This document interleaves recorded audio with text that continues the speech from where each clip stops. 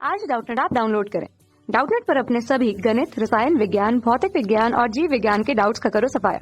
बस प्रश्न की फोटो खींचो, एक ही प्रश्न को क्रॉप करो और तुरंत वीडियो सोल्यूशन पाओ।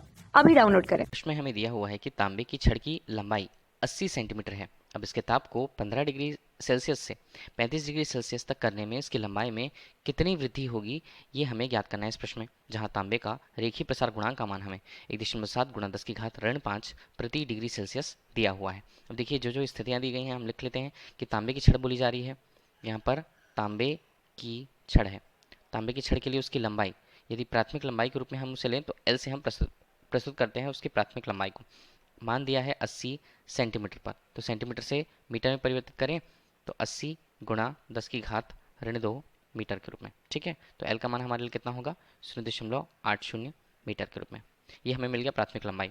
बोला जाता है इसके ताप को 15 डिग्री से 35 डिग्री, मतलब ताप की यदि बात आती है तो हम उसे T1 से पहले प्रस्तुत करते हैं जो प्रारंभिक तापमान था 15 डिग्री सेल्सियस, और T2 दूसरे तापमान की बात आती है या उसके तापमान में परिवर्तन जो किया गया है वो 35 डिग्री सेल्सियस हुआ है। तो T1 से T2 में तापमान परिवर्तित करने पर जो ताप में परिवर्तन का मान आता है इसे हम डेल्टी से प्रस्तुत करते हैं। इसका मान होगा T2 मतलब 35 डिग्री ऋण 15 डिग्री। तो ये कितना आया हमारे पास, डेल्टी ताप में परिवर्तन का मान आता है 20 डिग्री सेल्सियस। ठीक है, ये हमें ताप में परिवर्तन मिला, प्रारंभिक लंबाई हमें मिल चुकी है। अब बोला जा रहा है कितनी वृद्धि होती है लंबाई में वृद्धि। लंबाई में वृद्धि किससे प्रस्तुत होगी, रेखीय प्रसार गुणांक के मान से।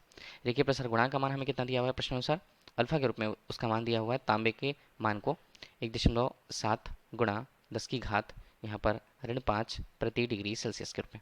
ठीक है, ये हमें दिया हुआ है। अब हमें क्या करना है इस पर, अब हमें देखना है कि यहाँ पर लंबाई में कितनी वृद्धि होती है। तो छड़ की लंबाई में वृद्धि, उसके लिए सूत्र क्या होगा, इसके लिए सूत्र होगा डेल एल।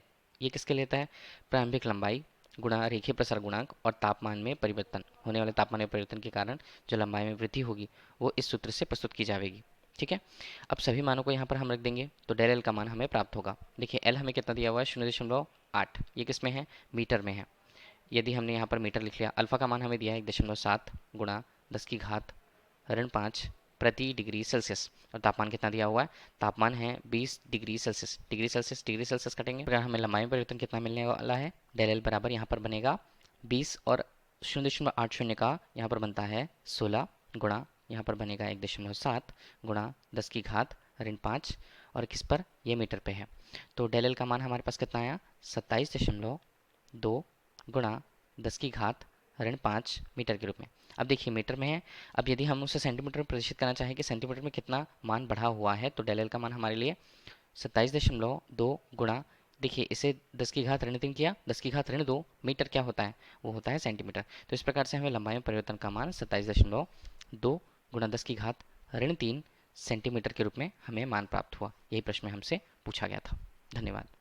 कक्षा 6 से 12वीं से लेकर नीट, IIT, JEE वो एडवांस के लेवल तक 1 करोड़ से ज्यादा छात्रों का भरोसा। आज ही डाउनलोड करें डाउटनेट ऐप या व्हाट्सएप करें अपने सारे डाउट्स 8400 400 400 पर।